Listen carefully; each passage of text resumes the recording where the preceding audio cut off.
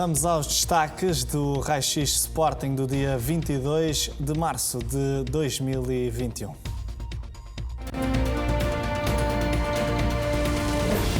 O Sporting venceu o Vitória Sport Clube por 1-0 com um golo made in Sporting, fabricado por João Mário, trabalhado por Tiago Tomás e João Palhinha e finalizado com classe por Gonçalo Inácio, que se estreou a marcar pela equipa principal em jogos do campeonato.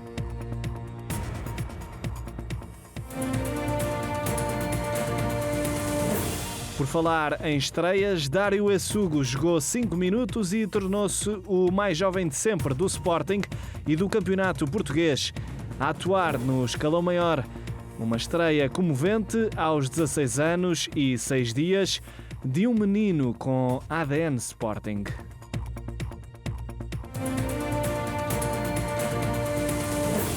Luís Neto, Nuno Mendes e João Palhinha na seleção A, Porro na seleção espanhola, Fedal na seleção marroquina e um quarteto na seleção de sub-21. Esta é a nova rotina do líder do campeonato e um bom problema para o treinador Ruben Amorim.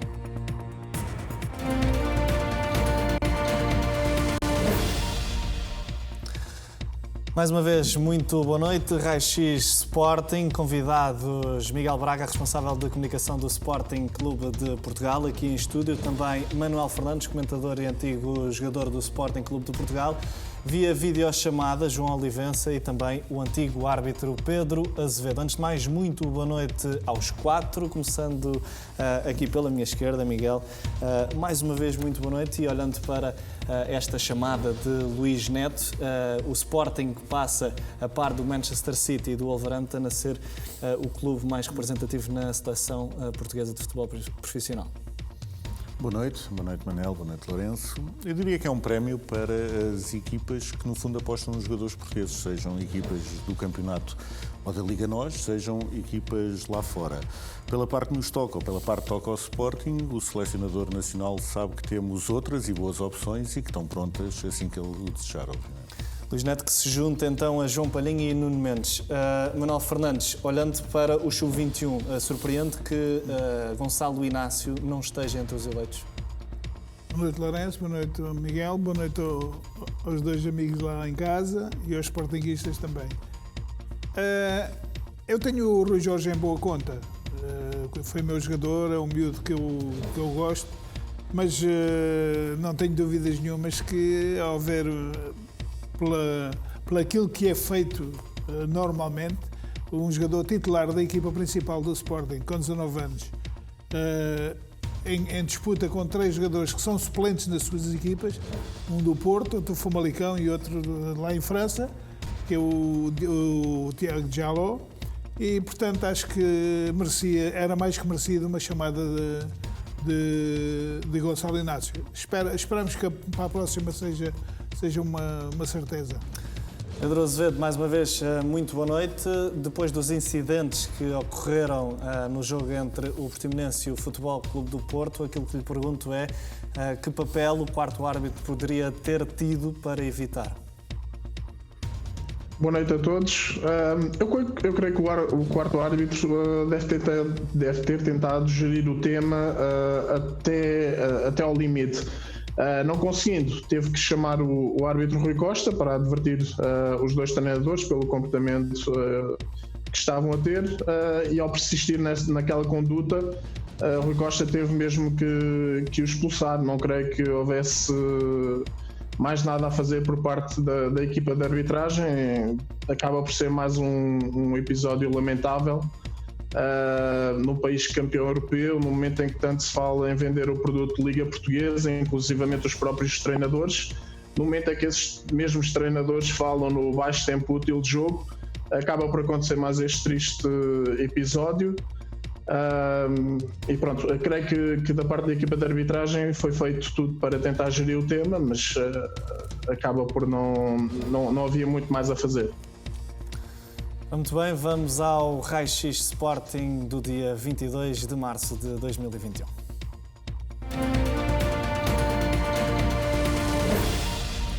Na A 24ª jornada da Liga NOS, o Sporting venceu o Vitória Sport Clube no estádio José Alvalade por 1-0. O único gol da partida foi apontado por Gonçalo Inácio e Miguel Braga. Este foi um gol fabricado por 4 jogadores made in Alcochete.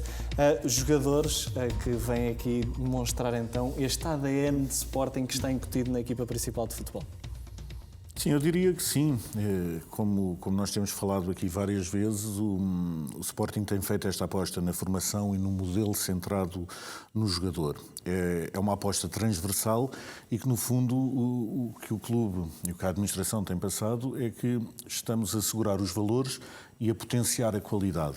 E foi exatamente isso que foi projetado em 2018 e foi isso que o Ruben Amorim acabou por dizer na conferência de imprensa ao explicar que ele, tal como outros, é uma peça nesta engrenagem muito grande e que havia um projeto desde 2018, projeto esse liderado pelo presidente Frederico Varandas. Obviamente, é preciso ter as pessoas certas nos lugares certos e o Presidente acredita que o Ruben era, e acreditou numa altura que muita gente não o fazia, acreditou que o Ruben era essa pessoa para o lugar certo e tem-se provado e tem provado que tinha alguma razão nessa aposta. Mas acho que devemos também voltar um bocadinho ao jogo e voltar a dar e a explicar um bocadinho destes números que têm feito parte desta campanha da Liga NOS que o Sporting está a fazer. Foi, como disseste, uma vitória inteiramente justa, mas acho que é curioso darmos aqui alguns dados à 24ª jornada.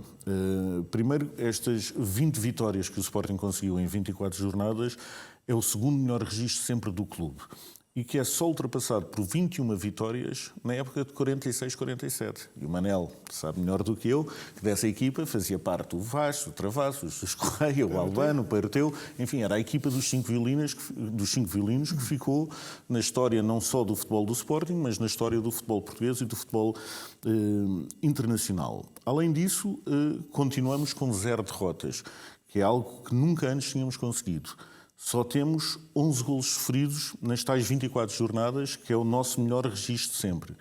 E o aproveitamento de pontos também é o melhor de sempre, equiparado ao lado a lado com a tal super equipa de 46-47.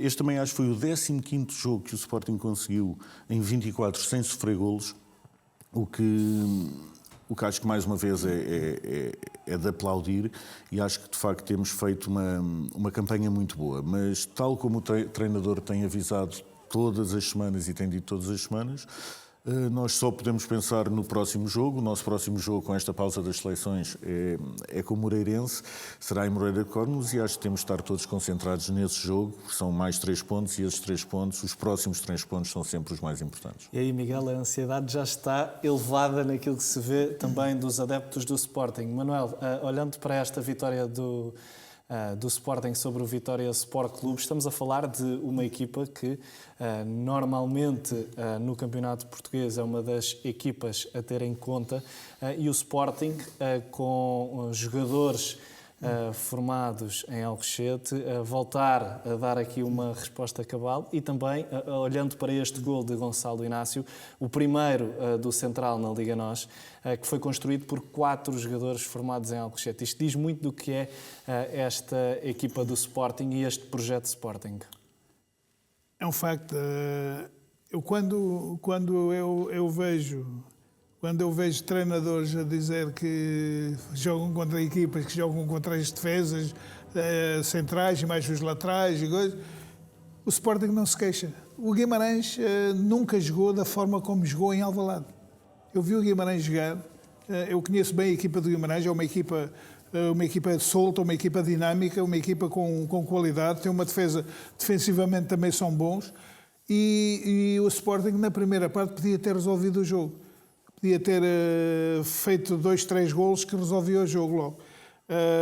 Agora, eu acho que o Sporting neste jogo com o Guimarães teve, acima de tudo, muita tranquilidade. Ao contrário daquilo que possa parecer, Ruben Amorim já sabe que os adversários estão a conhecer o modelo de jogo dele, alterou o modelo de jogo, pelo menos do meio campo para a frente. Surpreendeu ali com o Daniel Bragança. O Daniel Bragança por trás, que deu mais consistência ali ao corredor central e pôs 2 jogadores na frente. Em vez de 1 para 2, pôs 2-1. Já lá vamos. E, portanto, foi o Sporting que ganhou com toda a justiça e é importante porque ganhou uma excelente equipa também. E este jogo fica marcado não só pela vitória do Sporting, como pela estreia de Dário Essug na equipa principal do Sporting. Tornou-se no jogador mais jovem de sempre a atuar no Sporting Clube de Portugal. Entrou para a história não só do Sporting, como também da Liga Portuguesa. Vamos ouvir o jovem médio leonino após essa estreia no jogo frente ao Vitória Sport Clube. Isto aqui é outro nível, mas os meus colegas apoiaram-me dentro de campo, fora de campo, e isso tornou-me, fiquei ainda mais tranquilo. O Dário é um miúdo com muito talento, com muita humildade, trabalhou bem e faz parte também do nosso projeto. E isto também é uma mensagem, é mérito do Dário e é uma mensagem para os jovens jogadores, que não interessa a idade, o Sporting está neste caminho, aqueles miúdos que tiverem dúvida entre clubes, sabem que aqui tem a porta aberta e isso por vezes faz a diferença. Não interessa o dia de ontem, os jogadores de Sporting têm que perceber que há coisas aqui na equipa principal que os valores são muito importantes e eles vão crescendo com isso, vão tendo oportunidade.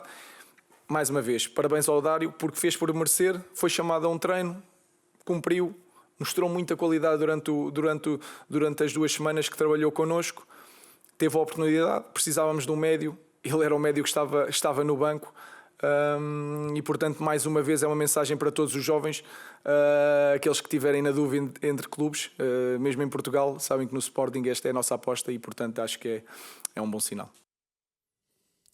Dário Essug, que tem apenas 16 anos e é um jogador, como tantos outros, que continuam sempre sob observação, Miguel. Sim. E no caso dele em concreto, ainda para mais como ainda não tinha contrato profissional, só o pôde assinar quando fez 16 anos e relembro que ele jogou com 16 anos e 6 dias. E por essa mesma razão há sempre o receio de mostrar este tipo de jogadores que não têm contrato profissional noutros patamares, digamos assim, porque podem vir os famosos tubarões dessa Europa buscar-nos o jogador. A partir do momento em que tem o contrato profissional assinado, a história muda um pouco e o que o Ruben disse, no fundo, é a prova do que é o Sporting hoje em dia, que existe entre o talento do jogador e o compromisso do seu jogador com o treino, com o próprio treinador, com o clube e com os valores do clube, tudo isso conta para depois a escolha do Ruben Amorim e é incrível, de facto, como é que um miúdo com 16 anos e 6 dias se estreia na equipa do Sporting. Só posso dar, obviamente, os parabéns ao Dário e espero que ele continue e que siga as pisadas. Eu estive a ver a lista dos 10 jogadores mais jovens de sempre a estrearem-se pelo Sporting e para não ferir as suscetibilidades vou tentar aqui dizer pelo menos alguns de cabeça, mas enfim, estamos a falar obviamente do Cristiano Ronaldo, estamos a falar do Paulo Futre, estamos a falar do Caneira, estamos a falar de jogadores que foram internacionais pelo seu país e que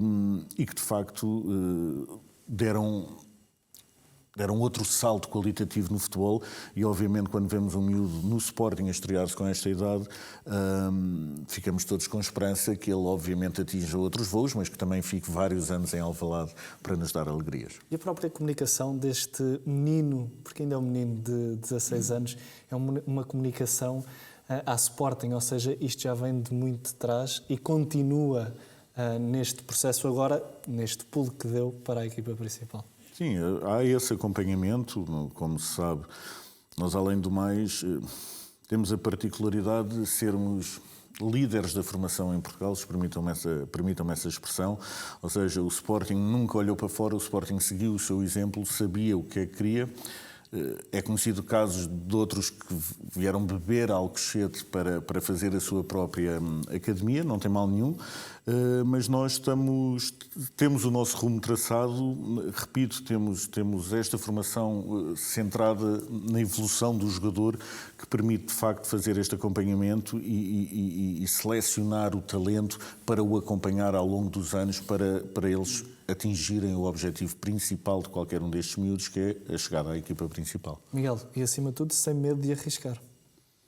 Sim, diria tanto da parte do jogador como do treinador. Manel já foi treinador e por isso saberá melhor do que eu as razões, mas muitas vezes, e nós estamos habituados, até treinadores com algum sucesso em Portugal, a explicarem muitas vezes porque é que não fazem este tipo de apostas em miúdos e que gostam de jogadores feitos, etc. E é mais uma vez de louvar, primeiro ponto, haver um projeto, existir um projeto pensado e desenvolvido para potenciar esta qualidade toda e, obviamente, tal como eu disse anteriormente, palmas ao Presidente por ter identificado o treinador que, tal como tu disseste, não tem medo e faz esta aposta, e uma aposta de qualidade. E nós estarmos a falar destes recordes que esta equipa já conseguiu igualar, de uma equipa que tinha os 5 violinos, e depois pensarmos que alguns deles são júniores, que temos sub-21, sub-23, é que temos vários e até de outras seleções, e por isso acho que estamos no bom caminho, acho que se conseguiu um grupo bom, mas tal como temos dito aqui vezes sem conta, o futebol é um mundo injusto também e por isso temos de saber que faltam ainda vários jogos para o campeonato, há muitos pontos em disputa e o próximo jogo é com o Moreirense. João Olivença, mais uma vez, muito boa noite. Estávamos a ver aqui a passar algumas imagens deste jovem de apenas 16 anos no final da estreia. Via-se um jovem emocionado, mas naturalmente radiante por ter concretizado o sonho. Boa noite, Lourenço. Boa noite aos meus colegas e a todos os telespectadores da Sporting TV. Realmente, o Dário eu conheço desde os 9 anos. Eu lembro-me do Dário perfeitamente nos sub-10. Tive treinadores da formação que eu conheci, alguns amigos que me falavam do Dário. Eu tive a oportunidade de o ver jogar também nos diferentes torneios que o Sporting participava e também em alguns jogos, e acabava por ver os meus amigos treinadores e acabava por ver o Dário a jogar. Era um dos que tinha, já naquela altura, tinha potencial. Um jogador que joga no meio campo, que tem uma complexão física muito boa, é um jogador que tem a idade, ao contrário do que se anda para aí a dizer, é um jogador que tem claramente potencial no Sporting e obviamente agora com 16 anos está na altura de começar a lançar, até porque não existe grande competição na idade dele. Portanto, eu acho que o Miguel disse praticamente tudo, acho que nós estamos com um projeto que permite lançar jovens e além disso estamos a vencer, o que também ajuda muito nesse processo. Portanto, eu acho que estamos no caminho certo. O Dário é um miúdo que joga no Sporting, como eu disse, há muitos anos.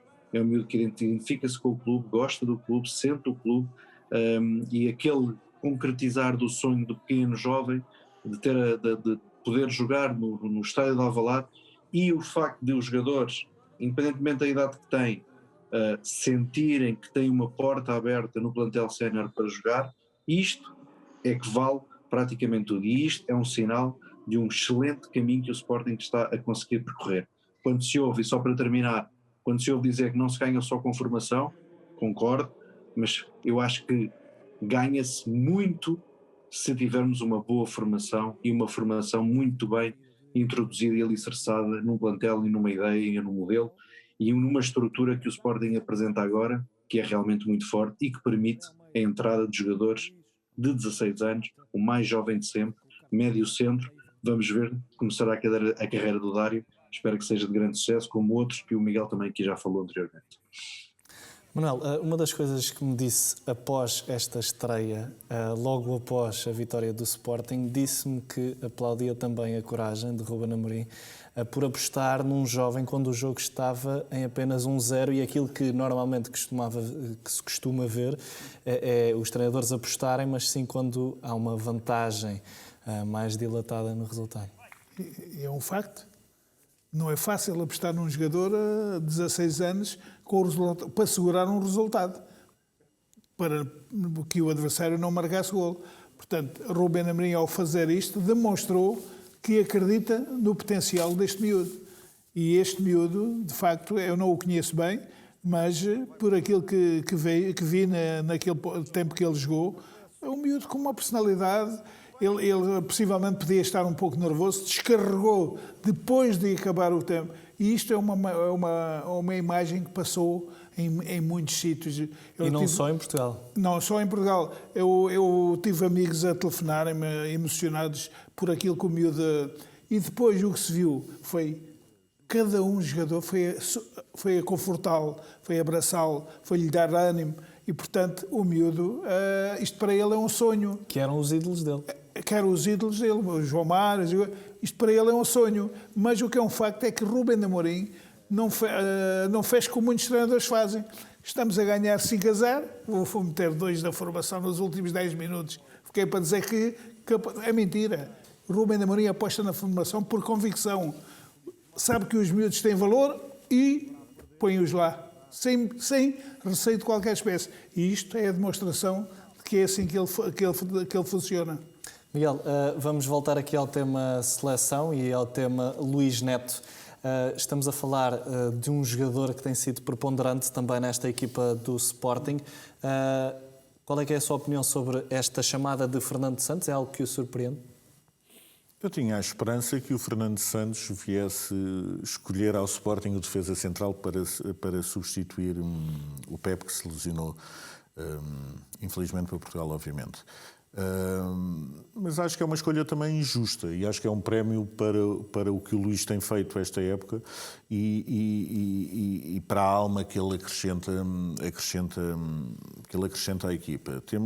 Temos também que perceber, o Luís Neto acho que é o terceiro central mais utilizado do Sporting em termos de minutos e como digo, tem feito uma época muito boa, dá aquela alma e aquela consistência e é de facto impressionante, mesmo nas imagens estávamos há pouco a ver do Dário, que o Neto, apesar de ter o dobro da idade dele, foi dos primeiros a chegar-se à frente, juntamente com os outros jogadores experientes, como dizia o nosso apresentador do podcast, o Guilherme Geirinhas, com os outros experientes todos, não é? O Tiago Tomás, o Daniel Bragança, enfim, o Nuno Mendes, jogadores já veteranos comparativamente com o Dário. E por isso, relativamente ao Luís Neto, acho que foi de facto um prémio. Acho que tem lá, além do mais, o Nuno Mendes e o Palhinha para falarem um bocadinho, por isso continuem a trabalhar bem, agora ao serviço da seleção. João Palhinha e Nuno Mendes também, que podem, nestes jogos de qualificação para o Mundial de 2022, estrear-se se Luís Neto é uma cara conhecida da seleção nacional. Estes são 2 jogadores que se estreiam na seleção A de Portugal e que vão ter também aqui uma oportunidade.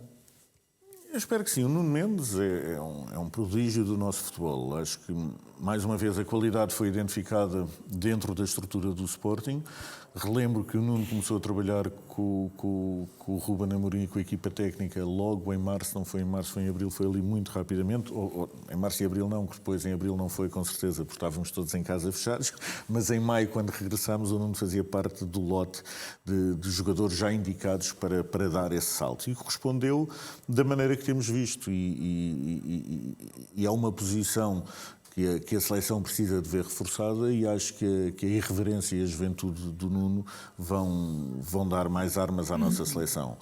O João Palhinha tem uma idade diferente, obviamente, do Nuno e acho que está num pico de forma que seria altamente injusto, até porque acho que é identificado por mais ou menos todos os treinadores, o Ruben já disse isso, o próprio Fernando Santos disse isso, que naquela posição, de facto, ele é um jogador muito particular e nós não temos muitos parecidos com aqueles, mesmo na seleção portuguesa, e os habituais da seleção portuguesa têm outro tipo de jogo e a época que o Palhinha tem feito é, de facto, extraordinária. Dar o exemplo que nós, muitas vezes no Sporting, nas redes sociais, escolhemos 3 jogadores para ser eleitos o homem do jogo e qualquer dia temos de tirar o Palhinha, porque ele insiste várias vezes em ser eleito o melhor homem do jogo, não dando hipótese à concorrência, porque tem feito, de facto, uma época extraordinária.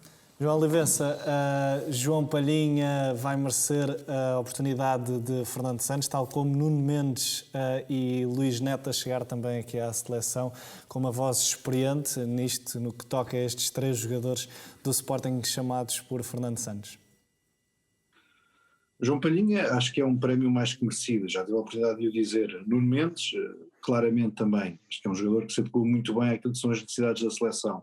E agora, só para complementar aquilo que o Miguel disse, o Luís Neto é de facto o terceiro central com mais minutos no Sporting, cerca de 1400 minutos, mas não deixa de ser um central muito importante e eu já tive a oportunidade várias vezes, até das minhas explicações, às vezes a parte mais tática, de realçar a importância que tem Luís Neto na linha defensiva e não só, no apoio e no lançamento com bola que o jogador faz. Portanto, o Luís Neto, além das características que tem em jogo, depois tem as características ao nível pessoal, que eu acho que essas são evidentes, e uma dessas é claramente aquele primeiro abraço ao Dário. Se o faz assim em público, imaginemos nós o que faz ao nível do seu balneário e do companheirismo que existe com os seus colegas. Manuel, só para encerrarmos aqui este capítulo das seleções, além da parte portuguesa, existem mais leões a representar. No caso de Pedro Porro, que se pode estrear na seleção principal espanhola, também aqui um marco importante para o defesa direito do Sporting, para o lateral direito do Sporting, depois também Fedal e ainda, voltando à parte de Portugal, aos sub-21 chamados por Rui Jorge. Nesta altura, as seleções, normalmente as grandes equipas têm sempre muitos jogadores fora. Isso é um facto, isso é indesmentível. Agora, esta de Porro, o Porro, se calhar para muita gente foi uma surpresa, mas atendendo, os selecionadores normalmente estão sempre atentos àquilo que os jogadores fazem nos seus clubes. E, naturalmente, o Luís Henrique estava atento à evolução do Porro. O Porro tem o campeonato português é um campeonato também com prestígio em Espanha e é acompanhado muito em Espanha.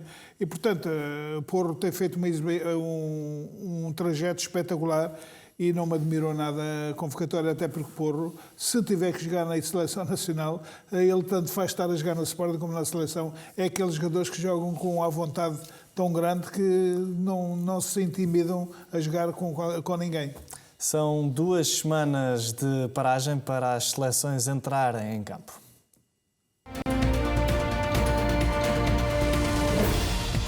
Antigo árbitro Pedro Azevedo analisa o regresso do árbitro Tiago Martins aos jogos do Sporting.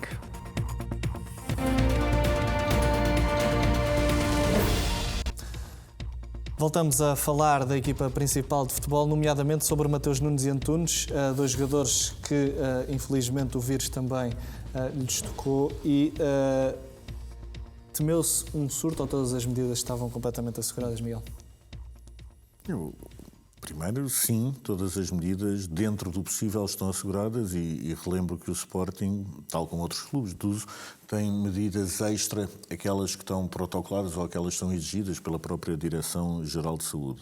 Relativamente a estes casos, mal foram detectados, foram logo isolados e diria que voltámos a ter as medidas que já tivemos e que eu acho que nos acompanharam cedo, que no fundo são mais testes internos, haver mais separação entre as refeições, entre as pessoas que estão a ter refeição ao mesmo tempo, o não uso do balneário para os jogadores se equiparem nos quartos, lavar as mãos, etc, etc, etc.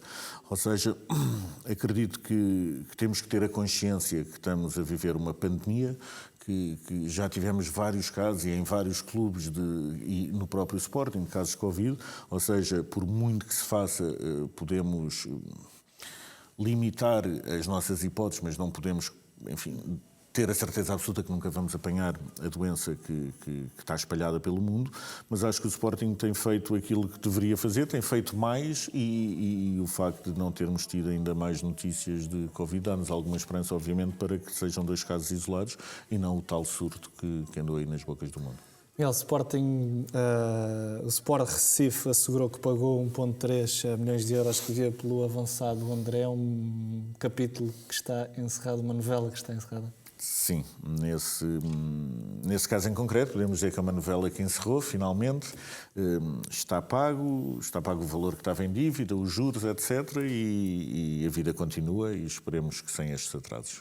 Bom, vamos ao mercado, porque esta acaba por ser daquelas notícias que vão começando a ser vinculadas com alguma regularidade, dado que estamos a caminhar a passos largos também para nova abertura do mercado de transferências. Parece que falta muito, mas é verdade que os dias vão passando a correr e os jogadores do Sporting, nomeadamente Nuno Mendes e Pedro Gonçalves, voltam a ser associados a tubarões europeus. Não são os mesmos, são outros. Isto aqui já é uma constante, Miguel.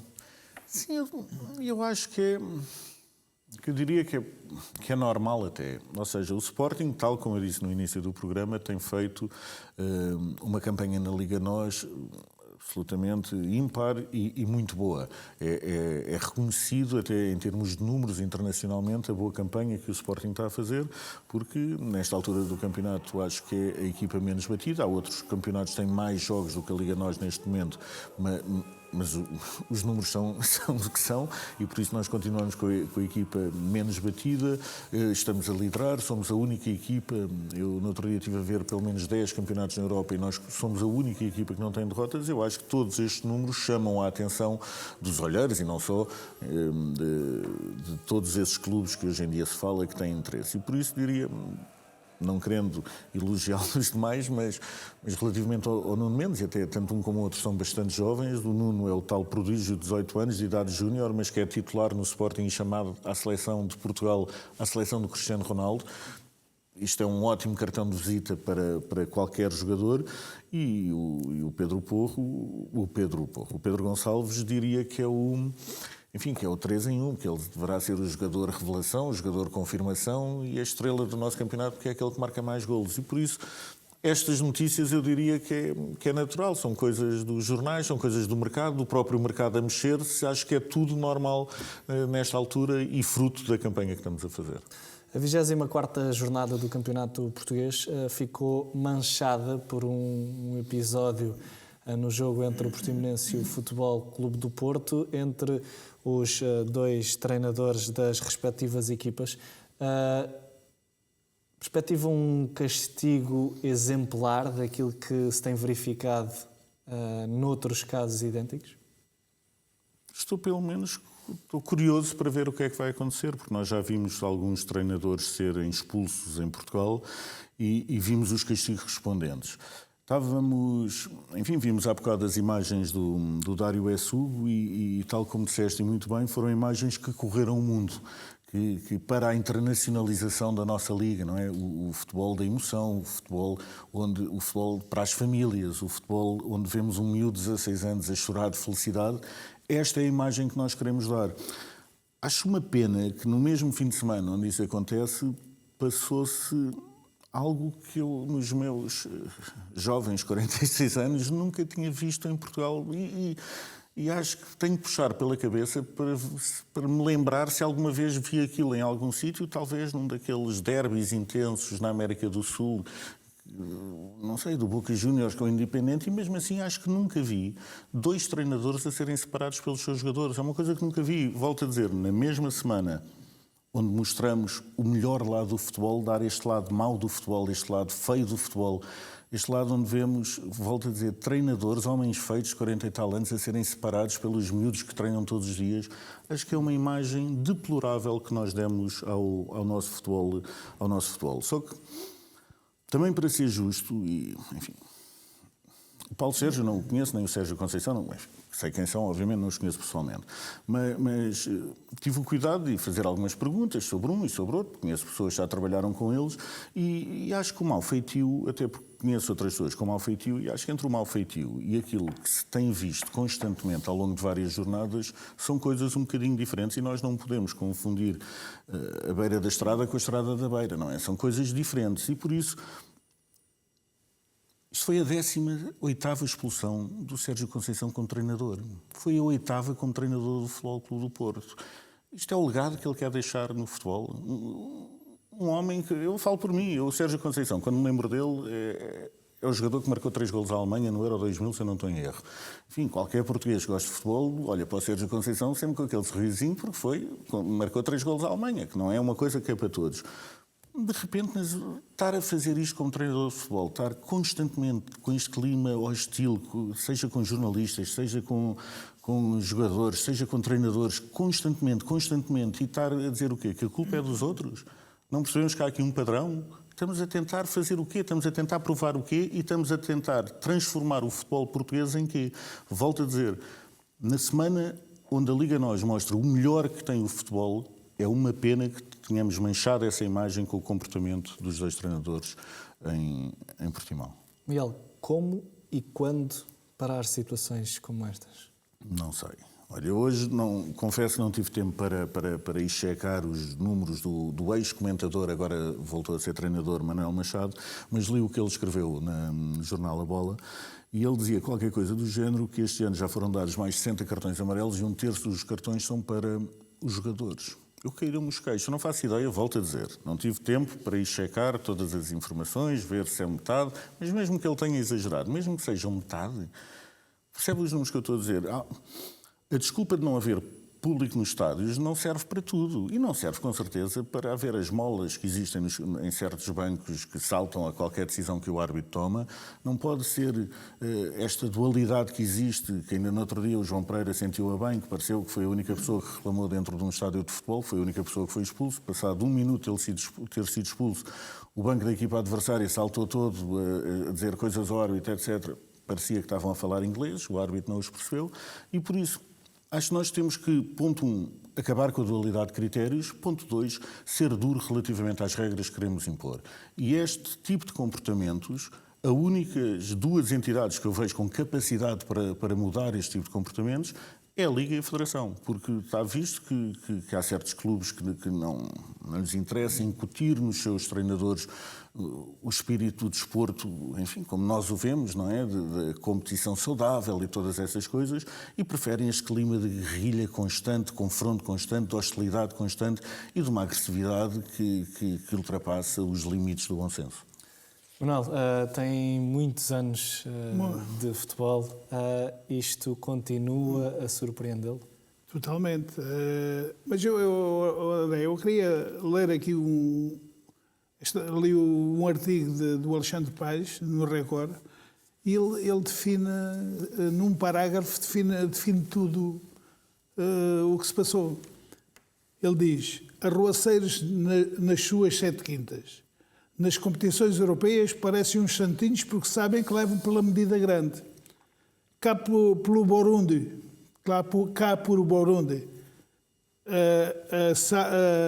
safam-se com umas multazinhas. Portanto, em Portugal, levam umas multazinhas e está tudo feito. O Miguel falou dos 18 vezes que o treinador foi expulso, mais 8 no Futebol Clube do Porto, mas eu vou mais longe. A mim o que me dói é, de facto, quando me sinto, é aquilo que eu sinto quando toca aos meus, ao meu Sporting. Esse treinador já jogou 3 ou 4 vezes com o Sporting, em que perdeu de forma categórica e arranjou sempre desculpas para o insucesso dele. Portanto, é uma pessoa que não respeita nunca respeita os outros. Isso, para mim, é do pior que pode acontecer num ser humano. Portanto, já quando ganhamos a Taça da Liga em Braga, mandou a medalha contra os sócios do Sporting. Depois, na Taça de Portugal, desvalorizou a nossa vitória, a dizer que defendemos, que não tivemos sorte. Não sei. Os outros nunca ganham por mérito, ele nunca dá mérito aos outros. Portanto, e depois, aquilo que aconteceu no jogo com o Sporting, na meia-final da Taça da Liga este ano, é do mais ridículo, porque o filho dele, o Francisco Conceição, é um doce de miúdo aqui no Sporting, era um doce de miúdo, um miúdo com uma educação extraordinária. E a educação vem dos pais. E, portanto, chega ao Porto, e o que é que acontece? Vai um jogador do Sporting para o cumprimentar no fim do jogo. Isso foi cá em Alvalade. Não foi na Taça da Liga, foi para o campeonato. Foi para o campeonato? No Estádio do Dragão, peço desculpa. Foi no Estádio do Dragão. Foi no Estádio do Dragão. E portanto, fica com a mão estendida o jogador do Sporting. E depois ainda cospe para o jogador, como quem diz, despreza. Portanto, há algo que não está bem. O Sérgio Conceição tem que se capacitar de que não vale tudo para ganhar. Agora, eu, como homem com muitos anos de futebol, aquilo que eu sinto é que... Porquê é que ele fez isto? Ele viu que o resultado estava difícil. O Portimonense podia estar a ganhar com 1 ou 2 golos de diferença. Porque falhou 2 golos isolados. E, portanto, ele viu que estava difícil. Ele arranja maneiras de condicionar não só os árbitros, condicionar os jogadores das equipas adversárias e os treinadores, porque ele fala que todas as equipas que jogam com o Porto jogam com 5 jogadores atrás. A jogar contra clubes grandes, é normal as equipas fazerem isso. Fazem com o Sporting, fazem com o Benfica e fazem com o Porto também. E ele justifica-se por isso tudo. Portanto, já o caso que ele teve com um colega de profissão, foi o Carvalhal, quando houve aquelas confusões lá no Braga-Porto, lá em Braga, e ele disse, levavas 5 com 11 contra 11. Passado 8 dias, o Carvalhal foi ganhar ao Braga. Portanto, não vale a pena falar. Ele é uma pessoa que tem responsabilidades, está a treinar um grande clube, tem que dar os exemplos aos seus jogadores. E ele, neste jogo, não deu exemplo aos seus jogadores. Miguel, vamos virar aqui um bocadinho a página e olhar para o capítulo das modalidades e deste ecletismo do Sporting, nomeadamente em mais um título para o atletismo, neste caso nos nacionais, de corta-mato, quer por equipas no masculino, quer no feminino. Isto aqui já é algo que nem sequer surpreende assim muito, Miguel, porque é algo que se tem vindo a habituar também, porque se tem verificado muitas vezes. Já, sim, nós temos um historial no atletismo que nos permite, obviamente, não ficar surpreendido com a vitória das nossas equipas. Mas depois de um ano em que tanto ruído se fez em torno da aposta ou da falta de aposta do Sporting no atletismo, acho que o clube deu a melhor resposta que se pode dar, que são os resultados. Nesta época de inverno, e temos esperança que no próximo fim de semana vamos completar aquilo que nos falta conquistar nesta época de inverno, mas nós em pista de coberta já conseguimos o Nacional de Sub-23, tanto feminino como masculino. Estamos em número 1 para ganhar o Nacional de Clubes, outra vez nos homens e nas mulheres. No corta-mato ganhamos tanto o feminino como o masculino. Vamos ao europeu, temos 2 medalhas de ouro, ainda conseguimos um 5º lugar pelo Carlos Nascimento na velocidade. Enfim, são resultados que eu acho que só nos podem orgulhar, que deixariam com certeza o professor Nunes Pereira orgulhoso e que fazem parte da vida eclética do Sporting e da imagem que é o Sporting, obviamente tendo esta aposta, e só podemos ficar felizes e contentes e dar os parabéns a todos os nossos atletas por esta campanha extraordinária. Miguel, olhando para o Nacional de Hóquei em Patins, nomeadamente para a partida entre o Futebol Clube do Porto e a São Joanense, o Futebol Clube do Porto acaba por vencer nos instantes finais da partida, mas num lance que é precedido por uma agressão do jogador do Futebol Clube do Porto, com o árbitro bem posicionado nesse lance. Existe aqui alguma cultura do medo? Não sei, enfim, custa-me sempre falar nas possibilidades, culturas do medo, mas acho que é de facto, se nós olharmos para estas imagens que estão aqui a passar, é de facto extraordinário ver que está um senhor de amarelo, vamos chamar árbitro, a olhar para 2 jogadores que estão a andar um ao lado um do outro, e há um que de repente salta para trás porque vamos mais uma vez também ser pessoas boazinhas. E foi, pronto, uma cotovelada sem querer. Vamos dizer... Uma cotovelada não, um murro. Um murro, uma cotovelada, e eu até estou a dizer que é sem querer. Estou a ser querido e simpático. Custa-me um bocado que exista um senhor vestido ali de amarelo, que aquilo se passa a 1 metro dele e que ele pura e simplesmente deixa a jogada continuar. Vamos ver novamente o lance? Aqui, olha. E olha ele com a mãozinha. Está tudo bem. O que é extraordinário e faz-me, de facto, muita confusão de pessoas que são pagas para ter um trabalho específico que não o consigam desempenhar. Se é por medo, se é por incompetência, se espirrou e fechou os olhos na altura, não sei. Volto a dizer, acho que é grave não se ter visto, ainda para mais teve a particularidade que isto foi a 20 segundos do fim e que o Porto, naquele contra-ataque, com a São Joanense com menos um jogador, acabou por marcar o seu golo da vitória. Agora, acho que o Sporting temos que nos bater pela tal verdade esportiva. E o nosso combate na verdade esportiva não é uma coisa que se limita ao futebol, é uma coisa que é transversal ao desporto. O desporto tem que ser encarado, volto a dizer, a competição entre equipas, um certo nível de agressividade com os nossos adversários consegue-se compreender, desde que dentro da lei. Aquilo não me parece uma coisa dentro da lei. E acho que, mostrando a imagem a qualquer pessoa, a imagem é quase grotesca vermos um árbitro a 1 metro de um toque na cara, para não lhe chamar uma agressão propositada, e não acontecer absolutamente nada. Eu relembro que o Sporting, no seu passado, já teve sanções disciplinares com recurso a imagens televisivas. Será que vai acontecer neste caso? Ou que vamos fingir todos outra vez que estas coisas não acontecem? Nós fizemos, inclusivamente, uma exposição ao Conselho de Disciplina da Federação e ao Conselho de Arbitragem com as queixas que nós temos com este árbitro em causa. Porque ele já nos apitou outros jogos e por acaso, já tomou decisões que, curiosamente, são todas contra o Sporting.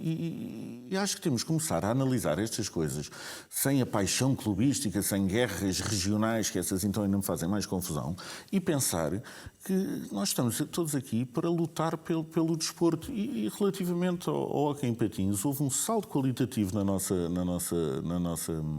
nossa liga, fruto do investimento dos clubes portugueses, e é uma pena que se esteja a estragar esse trabalho com este tipo de episódios e com este tipo de comportamentos não sancionados. E também aproveitamos, já agora aproveito esta deixa, para pedir que nas próximas nomeações, e vamos entrar numa fase crucial do campeonato, na fase final do campeonato, que deixemos de histórias e passemos a nomear os melhores. Vamos ter os melhores jogos. O que se exige é que estejam lá os melhores árbitros para situações como esta que nós vimos, que são absolutamente lamentáveis, não voltarem a acontecer. Seguimos com o raio-x jogo.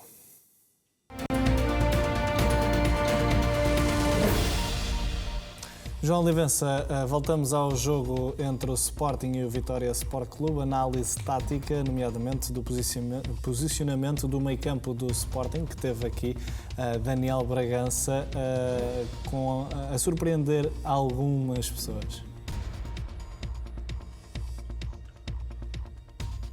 Sim, Lourenço, o Sporting apresentou uma dinâmica com o Daniel Bragança muito interessante, jogando ao lado do João Mário e com o Palhinha ligeiramente atrás durante praticamente toda a partida. Foi muito interessante identificar, e nós temos aqui o primeiro clássico, em primeira imagem, que João Mário e Daniel Bragança são os dois jogadores que estão ali a aparecer em zona de finalização. Ora, o Sporting fez isto várias vezes, quando sem bola, e este é um exemplo que eu tenho sem bola dos dois jogadores.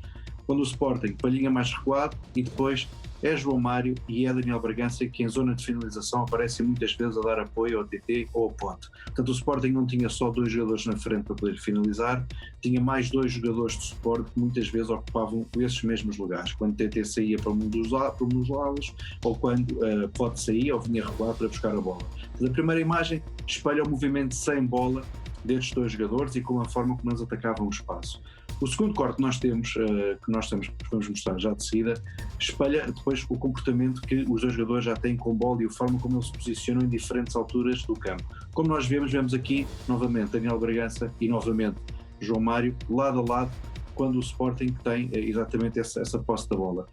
Este é um comportamento que tem acontecido muito, ao contrário do que se pensa, e nós vimos muito, dizemos que o Sporting jogou com Daniel Bragança atrás dos dois avançados. Este não era bem o comportamento de Daniel Bragança. Daniel Bragança jogou assim muitas vezes ao lado com João Mário e Palhinha atrás, como no meio campo de 3. Em muitas situações aparecia sem bola na frente, tal como João Mário fazia. Portanto, muitas vezes nós estamos convencidos que olhamos para o jogo e dizemos, bom, isto parece o Football Manager, isto é 3-5, está fechado e esta é a dinâmica, mas não. Quando nós olhamos para o jogo vemos que eles posicionaram-se, estes são os exemplos que eu dei, posicionaram-se muitas vezes lado a lado, dando soluções de passe aos jogadores, principalmente aos jogadores nos corredores, não só ao João Palhinha no meio, não só aos centrais, mas também serviram como jogadores que serviram para que TT e Pote pudessem ir para os corredores, porque sabiam que eles os dois apareciam em zona central. Como é evidente, devido aos movimentos interiores, quer do Daniel Bragança e do João Mário, era evidente e dava a sensação que só Daniel Bragança jogava atrás dos dois avançados, o que não é verdade. O João Mário também jogava. Em situação defensiva e agora sem bola, Daniel Bragança ocupava a zona central, mas vemos que Daniel Bragança ali mais à frente também pressionava no lado direito, fechando aquele lado. Aqui o que nós vemos é um contrário das duas ações. Nós vemos que João Mário e geralmente Palhinha jogavam lado a lado em zona defensiva no processo defensivo e Daniel Bragança continuava e procurava fechar muito a zona do lado direito. Portanto, o Sporting teve estas dinâmicas durante o jogo. Vemos que a dinâmica do meio campo era basicamente os jogadores juntos a partir do momento em que tinham a bola, mas depois havia dinâmicas muito fortes. Lado a lado, geralmente, durante praticamente toda a partida, Daniel Bragança e João Mário atrás de Pote e TT, e depois Palhinha como o jogador, o médio de cobertura das duas situações. Sem bola, como nós vimos na imagem, Daniel Bragança e João Mário ocupavam posições diferentes. Aí sim, Daniel Bragança ocupava um dos lugares mais à direita dos três jogadores, fazendo aquele tridente que habitualmente o Sporting joga, mas quando o Sporting não tem a bola e quando o Sporting tinha efetivamente o poder de ter João Mário e Palhinha como suporte, esses dois já jogavam eles sim lado a lado. Portanto, só desmistificar aqui um bocadinho a posição de Daniel Bragança a 10 e mostrar, mais imagens existem, e mostrar que Daniel Bragança ocupou muitas zonas do terreno, mas muito suporte aos corredores, ao corredor lateral, e o mesmo trabalho foi feito por João Mário no lado esquerdo. Os dois lado a lado, esta foi a grande dinâmica mostrada pelo Sporting neste último jogo. Manuel Fernandes, só dar aqui um apontamento também ao trabalho de João Palhinha, um jogador que parecia estar em todo o lado.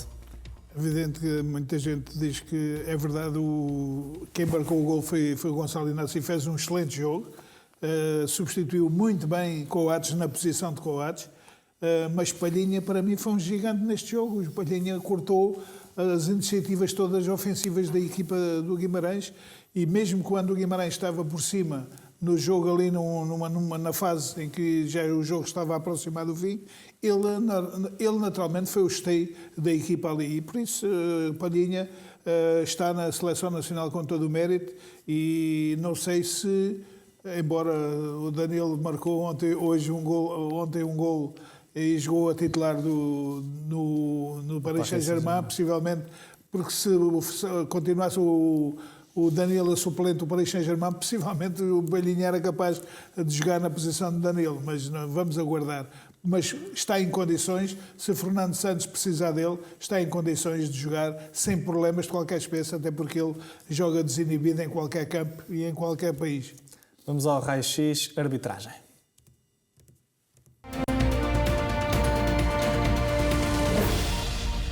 Pedro Azevedo, minuto 3 do jogo entre o Sporting e o Vitória Sport Clube.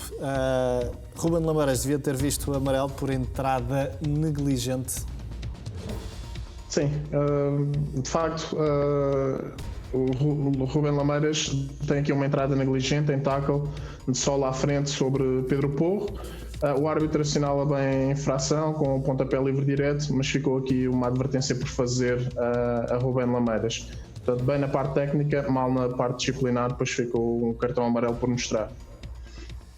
Minuto 26, é bem invalidado o golo TT, Tiago Tomás, porque a bola tinha saído aqui, neste momento. Bom, sim, acaba por ser um pouco complicado de avaliar a situação. Portanto, o gol de Tiago Tomás é invalidado após revisão do VAR pelo facto de supostamente ter saído completamente do terreno de jogo.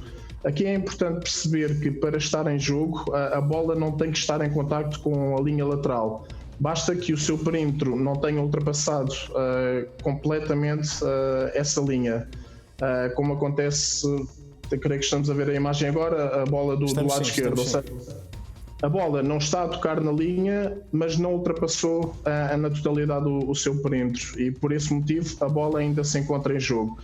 Portanto, na situação em concreto, assumindo que há uma perspectiva que comprove que a bola saiu completamente do terreno de jogo e que não foi transmitida, a decisão é correta. E creio que, havendo essas imagens, deveriam ter sido passadas. Portanto, neste caso, benefício da dúvida para o VAR / equipa de arbitragem, pois provavelmente não tivemos acesso a todas as imagens e todos os ângulos que poderiam comprovar essa situação. Pedro, já agora esclarece-me aqui uma dúvida que posso estar errado, mas não havia uma lei que dizia que se a bola voltasse atrás, que voltava tudo aos zeros, ou não? Eu digo isto porquê? Porque nós tínhamos a bola no meio campo do adversário, voltámos ao nosso meio campo e voltámos a lançar o ataque. Sim, existe de facto digamos que instruções para quando se reinicia uma nova fase de ataque, faz-se um reset, digamos, a eventuais situações que possam ter ocorrido anteriormente. Aqui, a situação, eu creio que não acontece esse reiniciar do ataque. Portanto, a bola está junto à linha lateral do lado direito, é feito um passe para o meio, um pouco ligeiramente para trás, mas para o meio, portanto não creio que se possa considerar que se reiniciou uma nova fase de ataque. Mas não tendo a certeza se a bola saiu ou não, e por todas as imagens que nós, pelo menos foram mostradas na transmissão televisiva e aquelas que nós temos acesso, Sim. Nunca há certeza absoluta que a bola saiu, nem mesmo nesta imagem. Sim, eu concordo, sim. Portanto, como disse, com base nas imagens a que nós tivemos acesso, não se consegue dizer a 100% que a bola ultrapassou, que o perímetro da bola ultrapassou completamente a linha lateral. Agora, existem as imagens que são disponibilizadas na televisão, não são, digamos que a totalidade das imagens, dos ângulos a que o VAR tem acesso. Mas pelo menos a imagem esclarecedora, que poderia esclarecer e tirar qualquer dúvida, não foi passada. Essa nunca foi mostrada. Não foi passada. E em caso de dúvida, em teoria, o VAR não deve intervir. Caso não seja um erro claro e óbvio, o VAR não deve intervir. O que estou a dizer é que como a transmissão não passa a totalidade dos ângulos, das perspectivas do lance, portanto, o VAR terá eventualmente tido acesso a essas imagens que comprovem completamente... Parece-me estranho, Pedro, que a transmissão tivesse essa imagem e que por algum, não sei, sadismo, masoquismo, não a vão mostrar porquê. A mesma coisa, certo, Miguel, tem a imagem mais importante do lance e não a mostro de propósito, sou mauzinho e não quero que os outros a vejam. Não, eu concordo completamente. É como disse, eu com base nas imagens que foram transmitidas, eu não consigo dizer com segurança que a bola ultrapassou completamente a linha de baliza. O que digo é que o VAR, para tomar esta decisão, é porque teve acesso a um ângulo, a uma perspectiva que mostre completamente que a bola ultrapassou a linha lateral na sua totalidade. Pedro, minuto 42, golo do Sporting, golo de Gonçalo Inácio, bem validado? Sim, portanto, existem 3 momentos de avaliação do lance em termos de eventual fora de jogo. Portanto, no momento do cruzamento de João Mário para o cabeceamento de Tiago Tomás, depois cabeceamento de Tiago Tomás para Palhinha e finalmente no momento do cabeceamento do Palhinha para o Gonçalo Inácio. Portanto, não há infração a fora de jogo em qualquer destes momentos. Portanto, o golo plenamente legal, inicialmente invalidado pelo árbitro assistente, mas que o VAR reverteu a decisão e bem, pois não há nenhuma infração a fora de jogo no lance. Portanto, o resultado final foi o correto, o golo foi bem validado. Já na segunda parte, minuto 68, o cartão amarelo mostrado a Luís Neto. Pedro, bem mostrado? Sim, portanto, tratou-se de uma entrada em tackle, uma entrada negligente. Portanto, o Tiago Martins esteve bem ao punir, a assinalar a infração com o pontapé livre direto e advertir o Luís Neto com amarelo para esta entrada negligente.